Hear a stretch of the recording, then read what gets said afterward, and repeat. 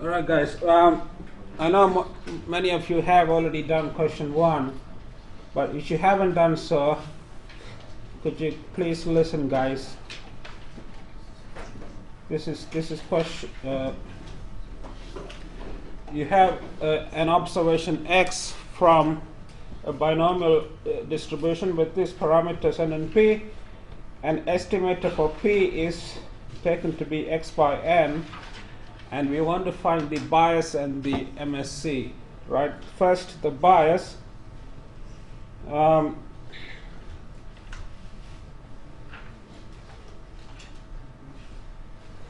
This is the definition of bias, as you know.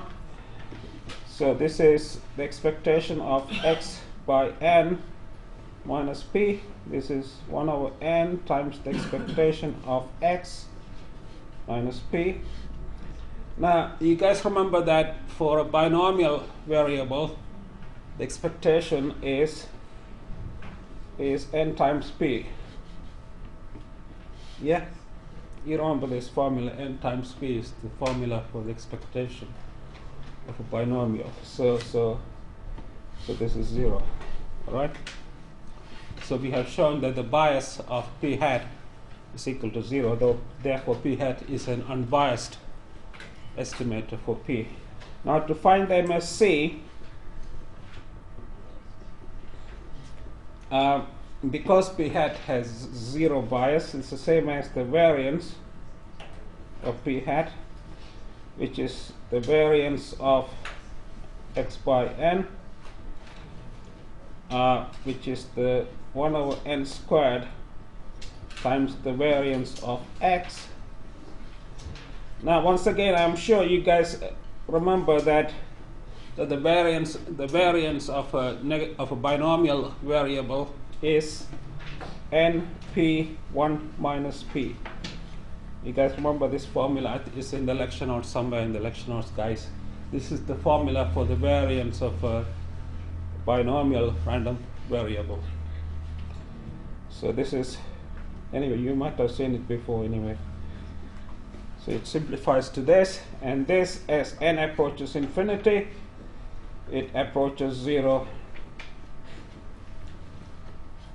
Alright? Therefore, p hat is unbiased and consistent.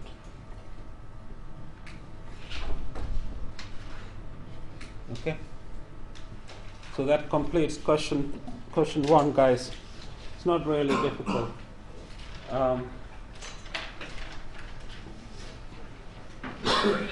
Is it? I mean, are you guys okay with this? Yeah. And you now do question 2, please.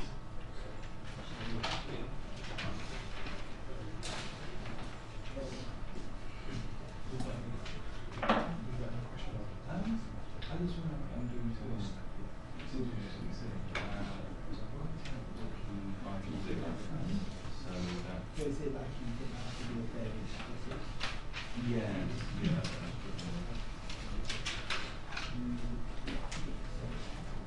Yes, well, it's a long way to do it. Yes, it's correct.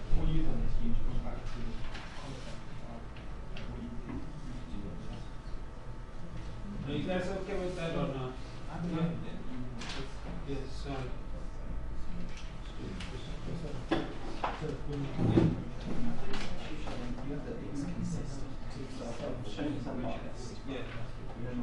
You're taking the variance. Yeah. Now you end up getting the variance. That's not consistent. It doesn't limit if that isn't zero. Yeah, of course. So I made a jump that isn't. Yeah, I think this step is correct, but the step from this to this is not correct. You cannot say that here you have variance of the sum of x squared. This is not right. This step here. I don't know how because you're saying here that the sum of x squared is the same as x squared, which is not true. Well, I'll show you a different. You need to do it in a different way. I'll show you. Try to think about a different way. Reading some of the variance.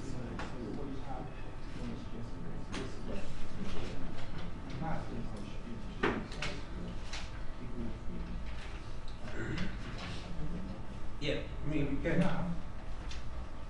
you can say that. Yeah, that's this is correct. Yeah, but still, then you have to find the variance of xi squared, which is not. It's not a straightforward thing to do. You can still try to do it. Yes, I mean that majority case is correct. Yeah, you can still try to simplify it.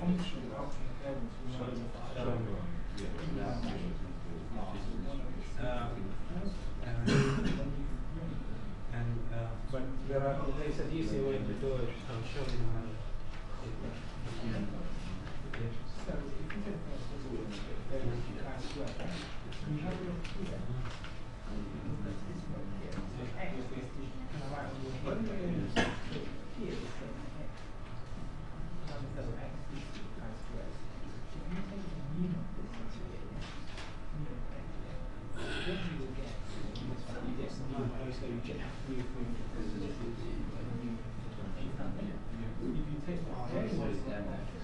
Theta 0 is a given fixed number.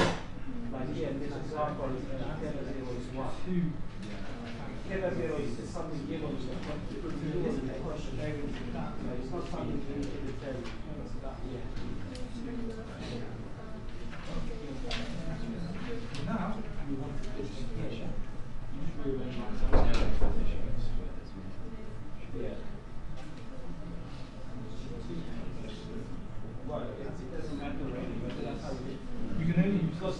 if your x is a continuous variable, equal is the same as less than the same as less than equal to. Instead of calculating Yeah, so it really doesn't matter whether it's greater than or greater than square root. It's simply less than or less than equal to. What's that bit? it's easy when you make it. Yeah. Because we are dealing with the continuous distribution. He's going to start with but it's a continuous variable, so it really doesn't matter whether it's greater than or greater than equal to. Yeah. With this, Yeah, yes. what is it? With this case,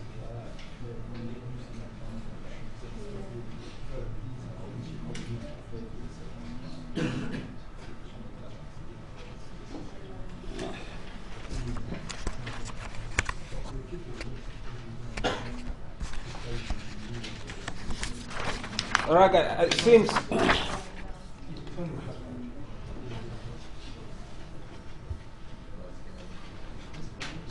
some of you are struggling with question 2.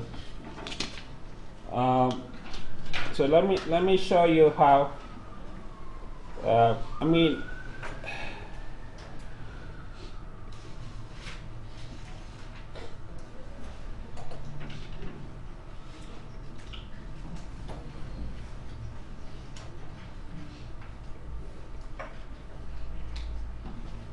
so this is what you are given as a possible estimator. This is an estimator of sigma squared, right? And you asked to find the bias and MSC. Now let's deal with the bias first. So the bias of t will be the expected value of t minus sigma squared, which is the expected value of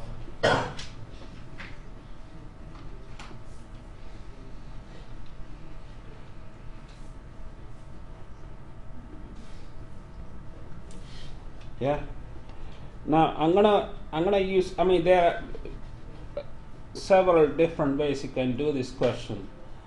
One way is to take the expectation inside and try to work it out. But a simpler way is as follows. I'm gonna write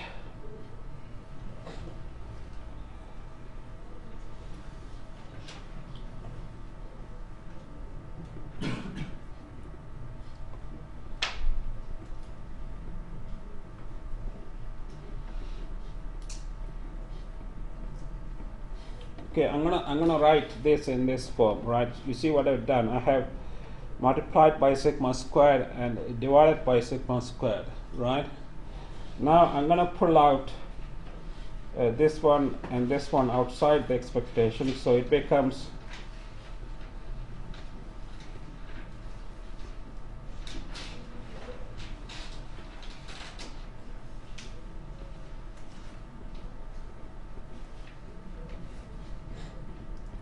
now if you look at equation, I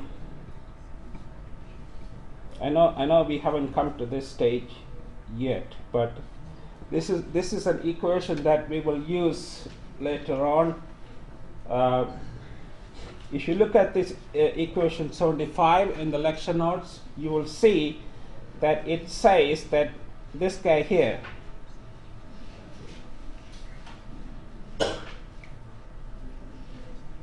according to this equation, this guy has a chi-square distribution with n degree of freedom, right? So, this term shouldn't be here, guys. So it should be sigma squared by n times the expectation of a chi-squared variable with n degree of freedom.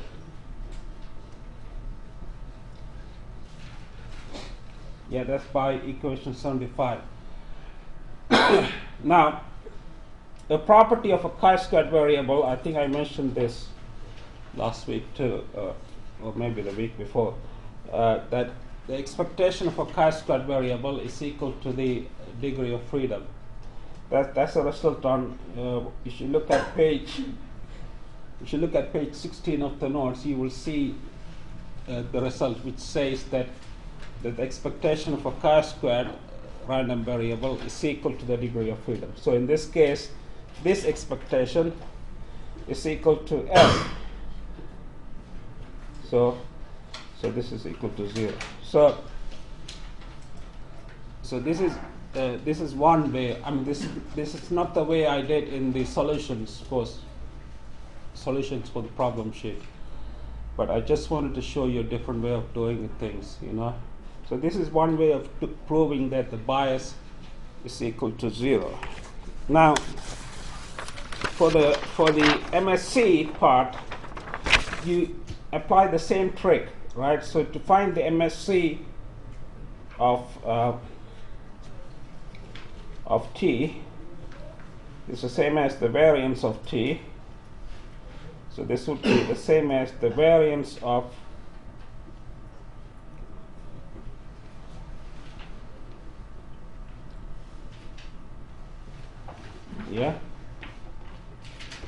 and this would be the same as the variance of now you see I'm going to apply the same result that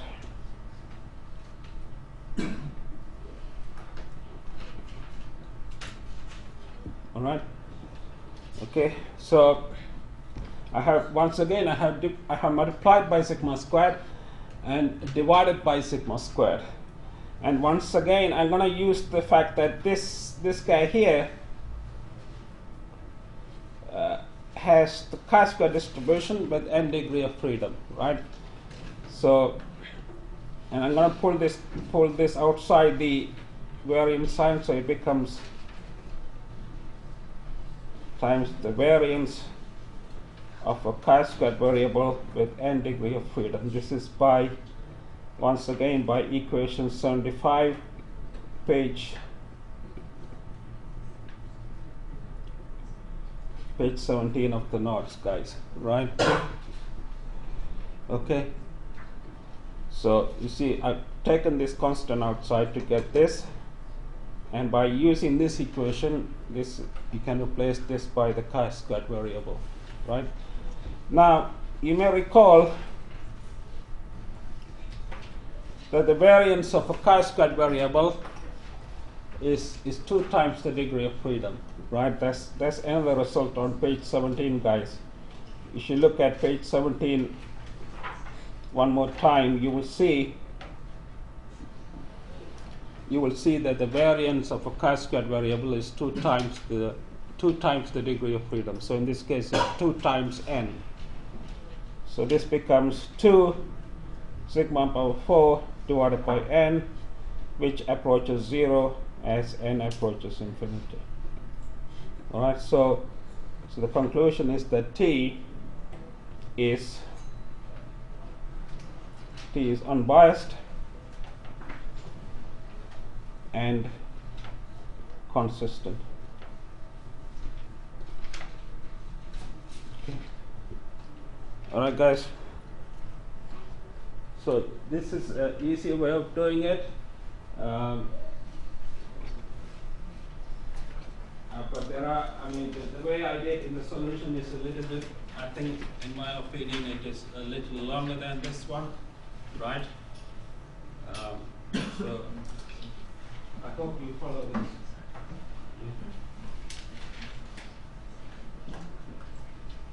Yeah. Yeah. Yes, that's wrong. Yeah, it's correct. Yeah. Yeah. Are you guys able to follow this? Yes.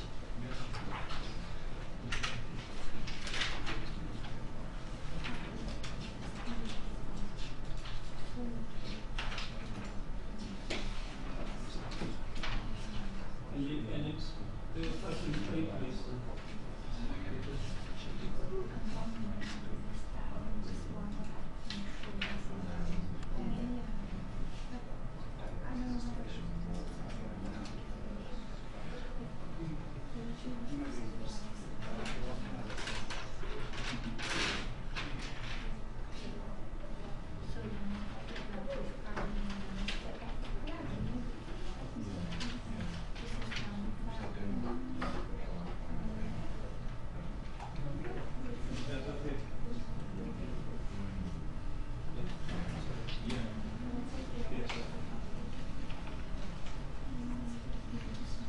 Yeah, sorry, yeah. Ignore this part, yeah. It's after the syllabus.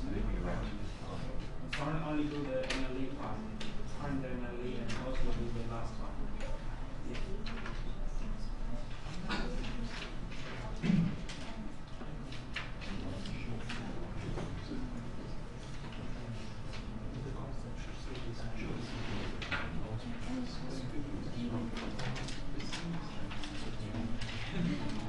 Are you okay?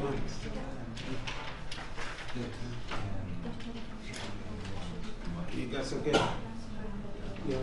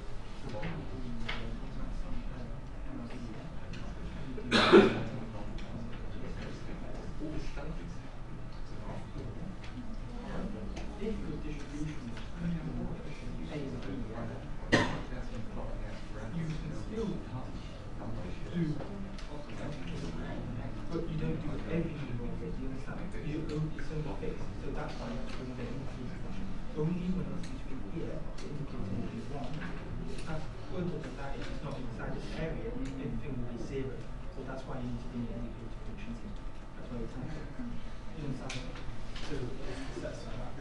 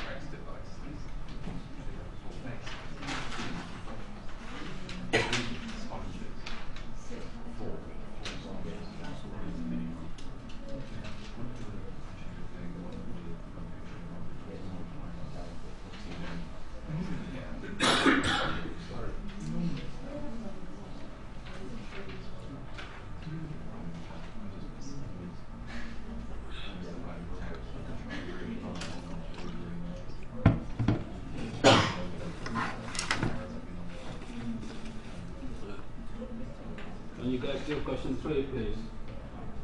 Question 3.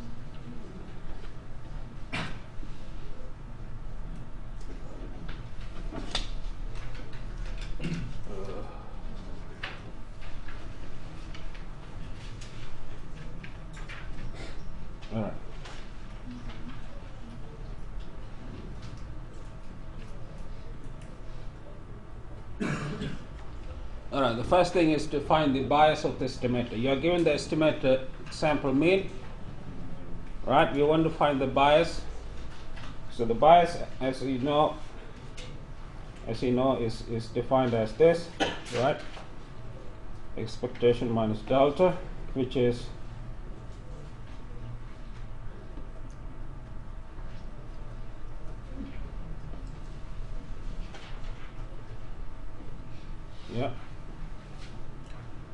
taking the expectation inside, it becomes 1 over n times the sum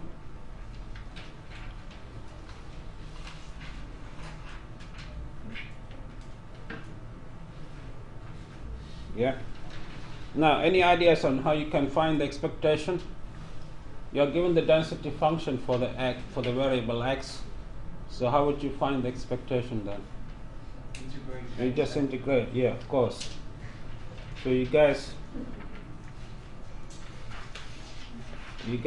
integrate from delta to infinity of x e delta minus x dx, okay, minus delta. Alright, now to do this integration, you can do it by parts, but I prefer not. I would prefer doing a substitution.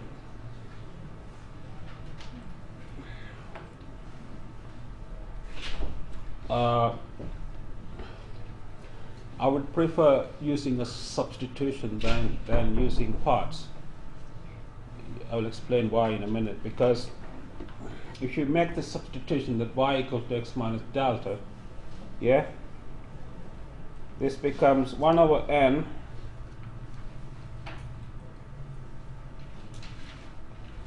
the limits of integration will go from 0 to infinity. X will become y plus delta. This guy here will become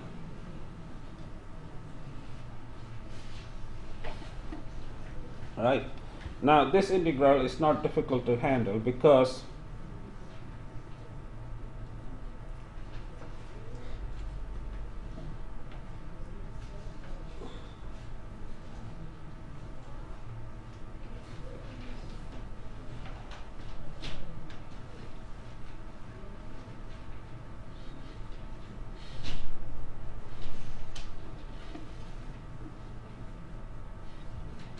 right now you see I have rewritten this as two integrals, this plus this.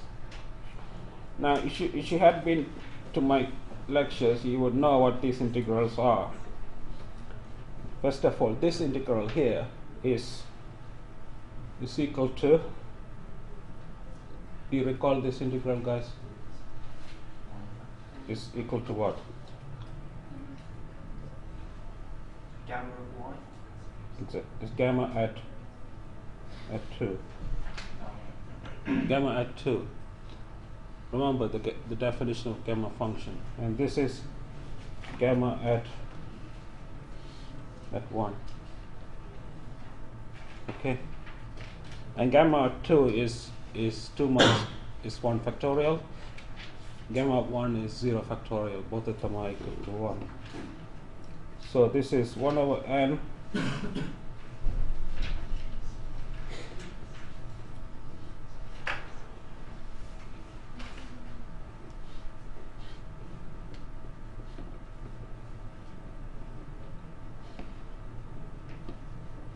delta.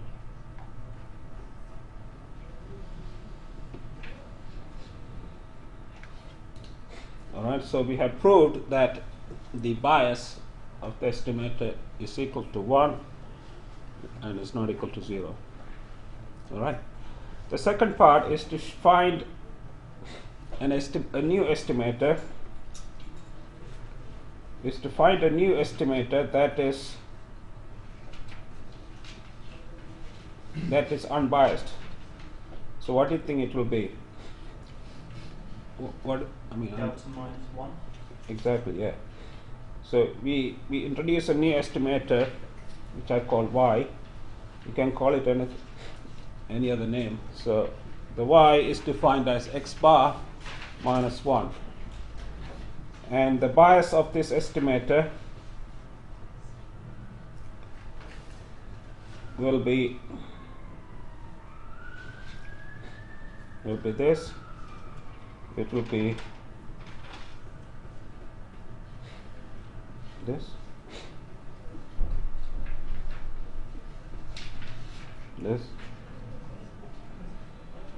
and this is 1 plus delta minus 1 minus delta, which will be 0. Alright, so the new estimator has bias equal to 0, therefore it is unbiased. Alright, guys. Is that clear so far, guys? Yeah. Yeah. Now the only part that remains to be done is to find the MSC. Is to find the MSC of the new estimator. So I'm going to find.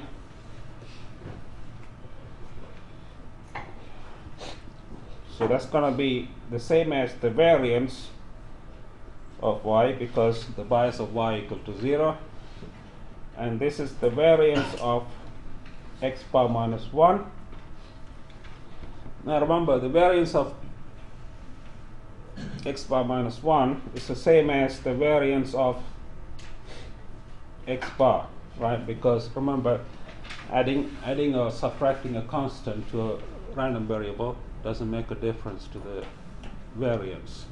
So these two are the same, okay? And this is the variance of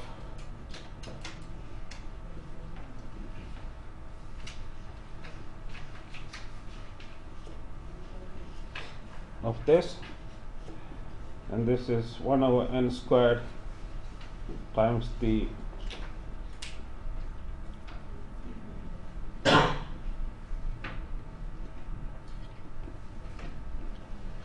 okay, and the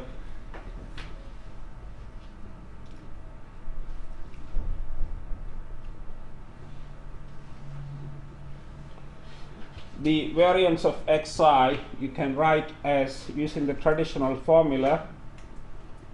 You know what I mean. This variance of xi can be written like this.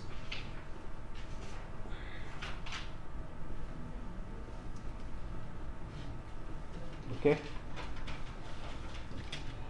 And the expectation of xi, we already worked it out. Okay, so the only thing that remains to be worked out is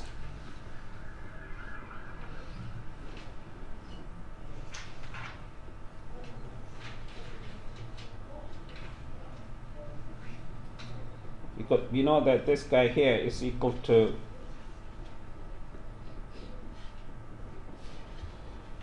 we know that this guy is equal to 1 plus delta, right? So we only need to work out the expectation of the square of xi squared, right?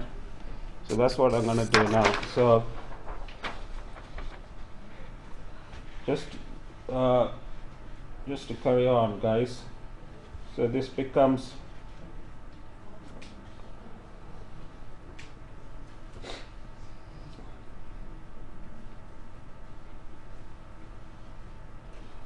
the expectation of this can be written in the same as the integral from delta to infinity of x squared e delta minus x dx.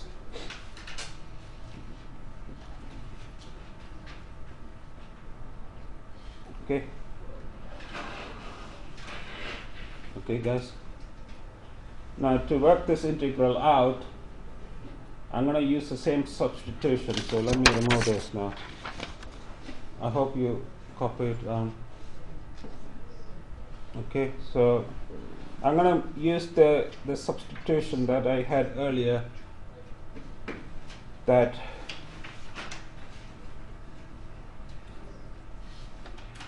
y equal to x minus delta. So this becomes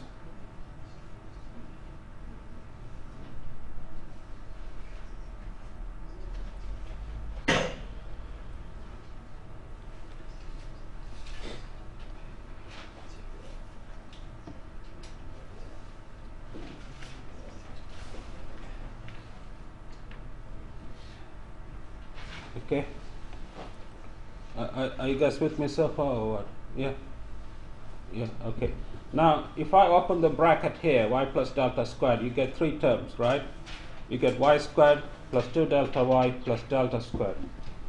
So you get, this becomes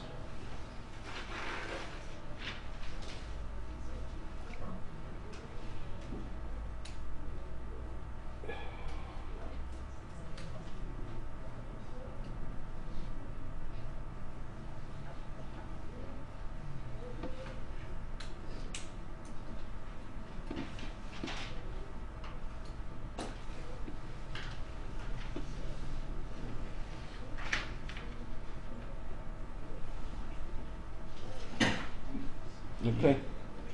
You see how I got these three integrals, because when you expand this, guys, you get three terms, so it's basically three different integrals, right?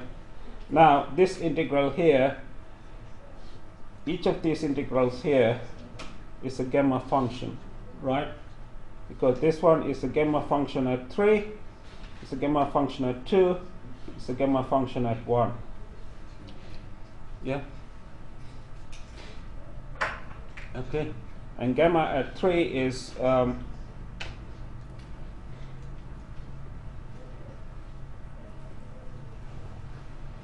gamma function at 3 is 2 factorial, which is 2. Gamma at 2 is 1 factorial, which is 1. And gamma at 1 is 0 factorial, which is 1.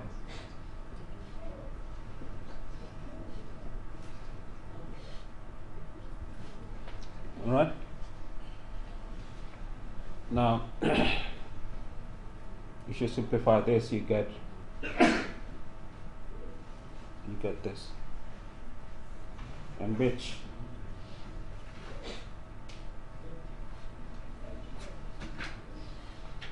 so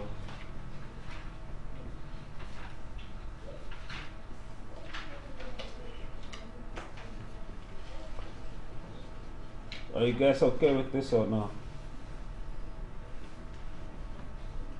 Are you able to follow me or not? So some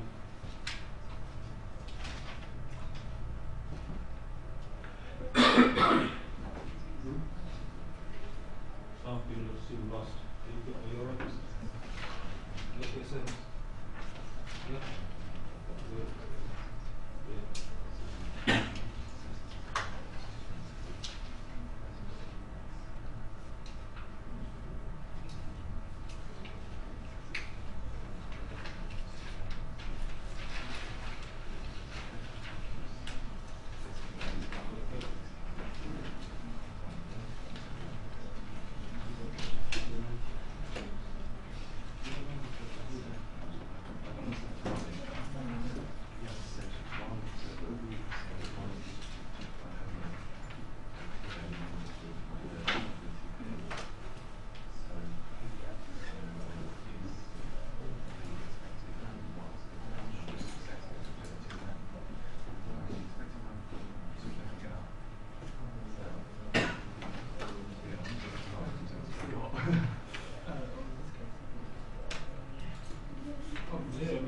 Because of this substitution, so when x is delta, delta minus delta is 0. We are making a substitution, right? So when x is delta, y is 0. And when x is infinity, y is infinity. So that's why it goes from 0 to infinity. If you don't like this, That's what I'm just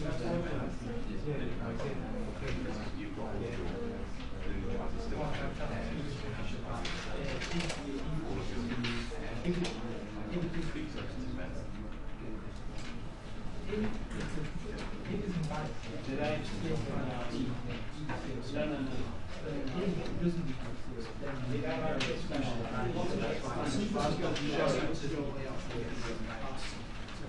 Is that right? I don't know what I wrote. Just a minute, guys. The substitution I made is x minus delta, okay? Yeah, not delta minus x. It should be x minus delta. Substitution I made.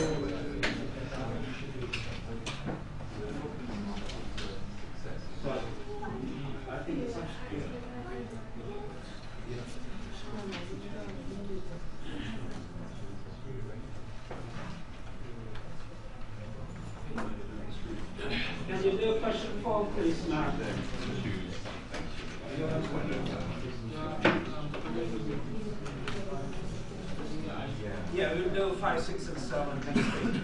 So these 3 questions are for yeah. 5, 6, and 7. You need 4, okay. Good.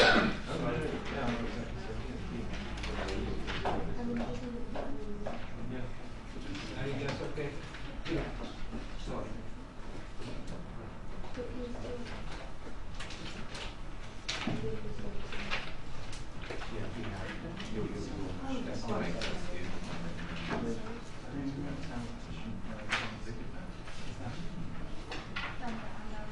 Yeah, maximum like Has everybody signed the attendance sheet, guys?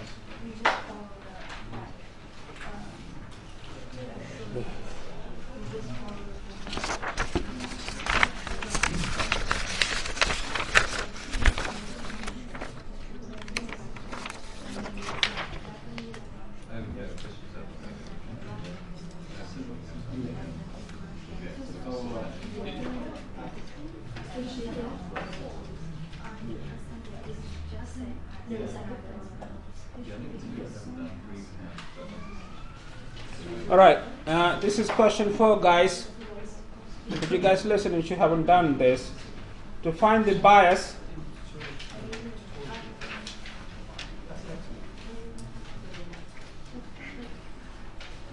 this is the definition of bias, guys.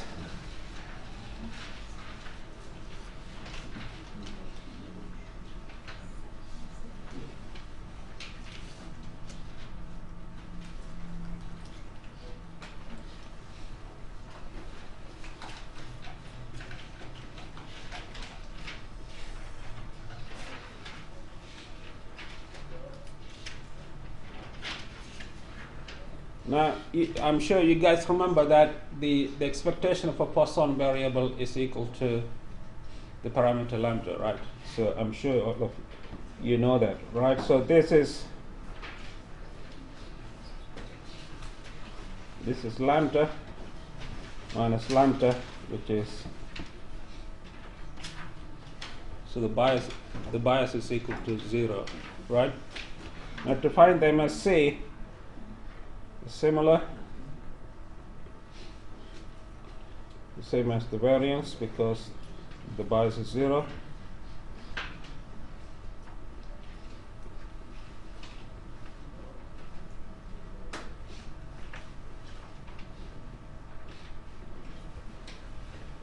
Taking the variance inside, we get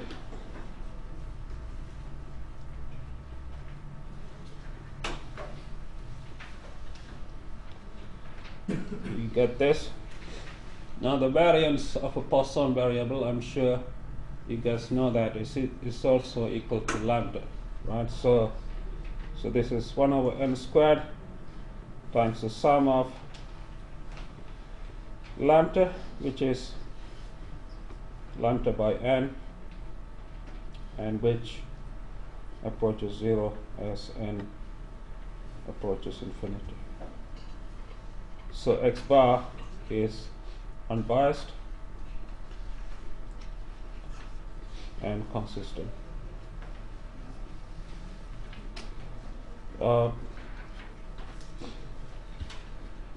Questions 5, 6, and 7 are for, if you have done them, that's great. If you haven't done them, don't worry, because we will do them next week. That is Q5, Q6, and Q7. We will do them during the next week's example classes, right? This is for next week example classes. If you have done them, and plus you will have more questions too, right? So don't worry. All right, guys. Are you okay with this or not?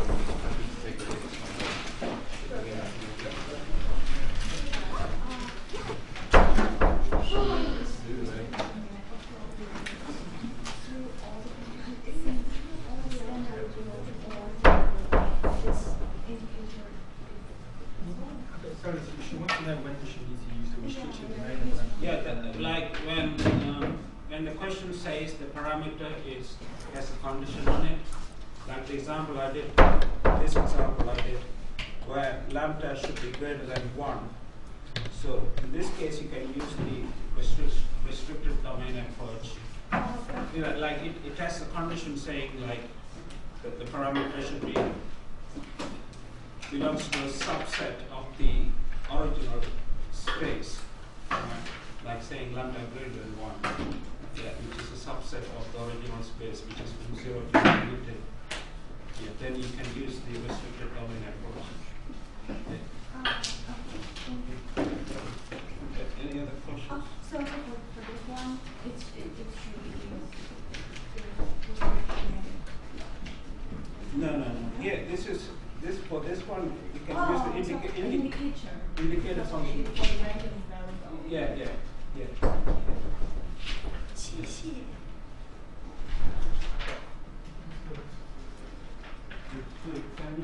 Are you going upstairs in the room? Yes, it's got it. You got the card? Yeah,